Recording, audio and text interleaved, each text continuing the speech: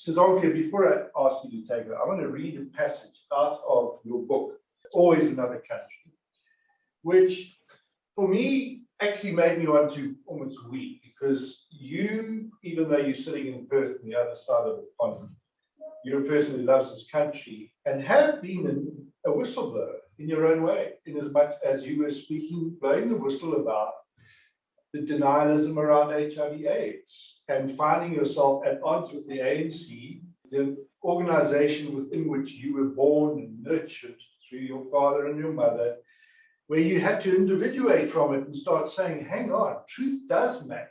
You cannot allow this. You've got to hold power accountable. And of course, that journey that you walked with such incredible honesty, as you describe in your book, has been so encouraging to me. South Africa pulls at the parts of me that are the softest and appeals to my toughest instincts. Like Jason being your first deep love. The country is manic and self-involved and consumed by its own logic. And like Jason, this only makes me love it more. I want to save South Africa. Of course, like Jason, South Africa doesn't need saving. She only needs to be loved without judgment, to be accepted for who she is, to be cried with and tolerated when she is awful, and be embraced when she is at her best. It takes me 20 years to understand this. South Africa doesn't need heroes. She needs the best type of friends, those who bear witness. Now, whistleblowers are witness bearers. And I just thought, well, I got to get you to talk to these folk, because we are actually now in a solidarity with each other, which I'm experiencing an extraordinary surge of new power, transforming power. When I contacted you, I thought I'd have to do a bit of persuasion, but it was like pushing on an open door. Why was it that you were so eager to kind of get sucked into and join in this mad bunch of troublemakers? Hi, everyone. Thanks, John. You're very kind. I obviously watch South Africa from a distance on a daily basis. I watch closely because, so much of my life and investment, emotional investment is in South Africa, and everyone I love is still there. But I will say that at a distance, it means I'm not across all the detail that I used to. So forgive me if I speak at a one step removed in terms of a level of abstraction. But I will start by saying it really is an honor and a privilege to be in conversation with all of you. I'm not sure that I have anything really to add. I think I see this as a process of thinking together about some things that we really need to take very seriously in our country. And all of you are people who have been incredibly brave. I think writing is one thing and doing is yet another. And the work that you guys have been doing is very, very difficult work at a very difficult time. I think we are at an inflection point in South Africa's kind of political trajectory. And I think we are sitting in a moment where things we would never have contemplated before in terms of the physical safety of people who speak truth to power are now contemplatable. So whereas before, I think we all understood that South Africa was a place where you could speak your mind, where the media had freedom, and that continues to largely be the case. I find the turn towards violence in the last few years very, very disconcerting. The combination of the turn to violence and the increasing desperation of the ANC and key people within the ANC to hold on to power is something we need to be very, very wary of. And this will increasingly put whistleblowers under even more pressure. So I think that's part of why I really was interested in listening to the experiences of people here, and whatever support or help I can provide through my writing or through contacts, I'd love to offer.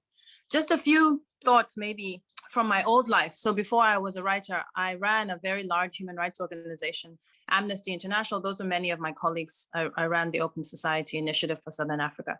And in that context, of course, we provided a lot of support to human rights activists. We provided significant support to whistleblowers. My work was largely in democracy and in governance and in media freedom. So this is very much my area, kind of professional area of comfort zone, have worked on these issues for a lot of time. So as people were talking, I was just noting down a few thoughts. So I'll share those, and I think let's use that as something to think about and maybe share with each other on the WhatsApp, if people are okay with that. I think what we all recognize is that there's a systematic way in which no matter where you sit as a whistleblower, you are treated the same way. So the law is weaponized against you. Typically in the South African context, that's labor law is used against you to get rid of you, to silence you, etc. So the techniques, you're intimidated and coerced, you leave, you spend a lot of time trying to be on the back foot, proving your innocence, in addition to then proving that you're credible. The most important thing a whistleblower has is their credibility. So of course, the first thing that happens is that your credibility is undermined, and that is done through legal processes. So these are the ways in which all whistleblowers, whether you're in Anglo and you're blowing the whistle about a mine, or whether you're in the public service and you're blowing the whistle about a corruption case there. So the question is then, systematically, how do we think about whistleblower protection and the kind of advocacy we need to make sure that each individual case is treated with sensitivity and care and attention it needs, while recognizing that there's a broader structural question, at play. And I'm sure these ideas are already circulating, so I don't pretend to be bringing something. Certainly in my work on human rights, with journalists, with activists, and with whistleblowers, the people who are most vulnerable and least prepared for what happens to them is whistleblowers. Because of course, if you're a journalist, you go into your work reporting on politics or reporting on whatever your beat is, understanding that your work will have a level of scrutiny. Your company, I'm on the board of Amabungane. I've worked very closely with the Mail and Guardian in the past. So there will be some form of legal mechanism that is in place for defamation, for all kinds of things. It doesn't mean that you have the best protection. We know that journalists are under fire, but it does mean that there's some kind of institutional thinking about what it means to be a journalist and a sense that you might be in danger. Similarly, if you're a human rights activist who's out there in the field, there is some sense that you might be in danger. A whistleblower is necessarily, typically, a person who simply goes to work to do their job and then accidentally finds themselves in a situation where their conscience will not allow them to keep quiet. I think the level of preparedness is very different for that kind of person from a journalist or an activist. And so the level of vulnerability and the need for protection and the need for a whole range of other kinds of support is something we need to think about very, very carefully. So in terms of what you do about that, whatever plan or process, that is put in place needs to take that identity of a whistleblower as distinct from the identity of other kinds of activists very seriously. Whistleblowers are therefore thrown into a situation. And so we need to think about ways to help them once they're thrown in. When I was working for, Open Society, we would often, put our heads together with Human Rights Watch, with Amnesty, when a high profile case happens. So you'll have an Athol Williams or something like that. So there'll be a high profile case and a few of us will put our heads together. And in a very ad hoc way, we will try to respond. What should we do for this person? Okay, let's find some money. Let's put together some extra resources to smuggle the person out of the country, let them cool down for a moment, et cetera, et cetera. So again, what happens is your most high profile whistleblowers get support. People who aren't as well known or whose issues are not seen as quote unquote as important or who may not have had significant access to the media, those cases will not get the same level of treatment. But given what we know corruption is doing to South Africa, and given that we need a momentum around a lot of people whistleblowing, which would then make the cost of corruption too high, every whistleblower matters, right? If we think about this in movement terms, figuring out a way to support every single whistleblower, no matter who they are, becomes all the more important. Because what we don't want is the disincentive of somebody getting hurt because they are not high profile, right? With someone getting, completely put in a situation that is desperate because they're not high profile. So I think that's another thing that needs some thinking through. In a sense, what I'm saying is there's two categories of ways that whistleblowers need support.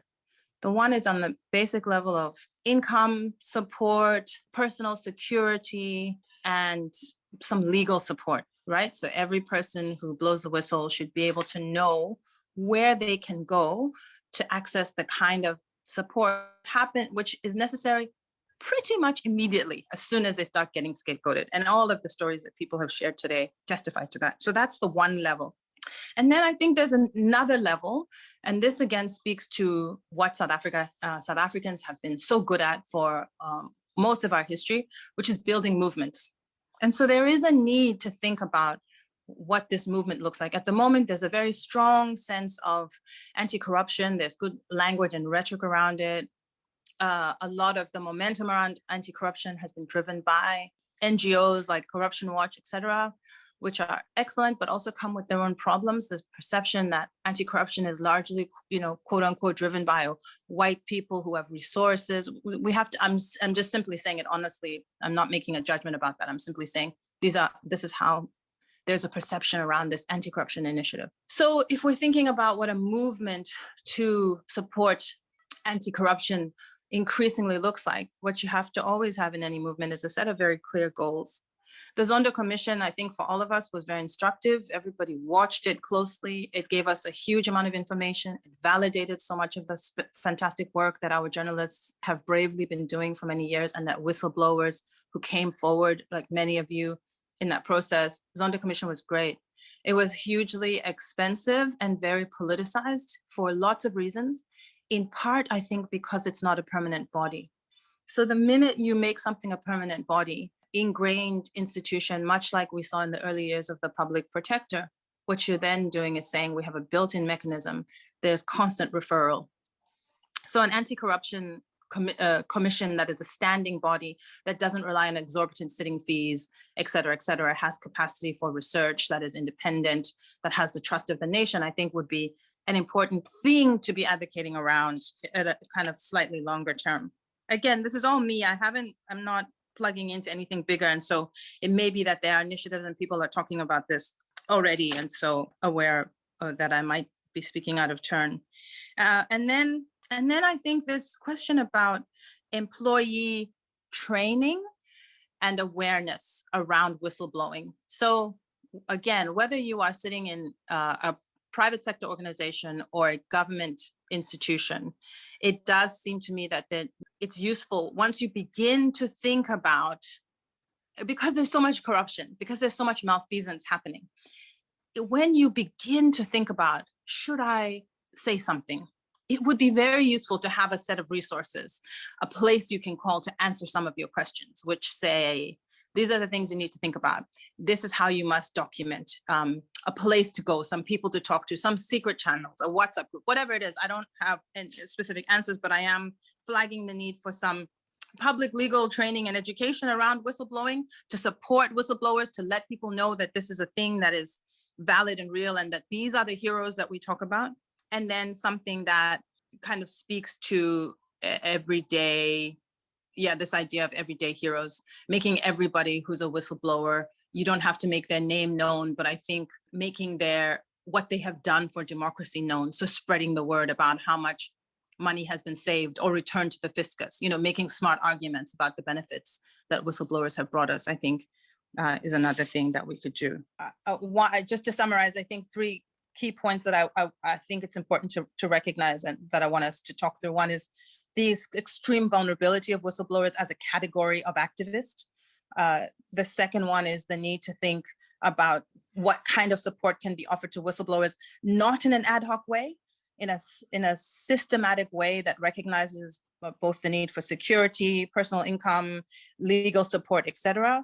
I think B to that would be a community, which is very much what this kind of group does, just to be able to talk to people, to share experiences. That you could see even in the introductions, people really want to be able to talk about what's happened to them. And that, I think, like with Kulumani, plays a hugely important role. And then thirdly, a big point around the kind of structural ways in which we need to stimulate or help to push or deepen the movement building work around anti-corruption, so that it takes seriously whistleblowers within that.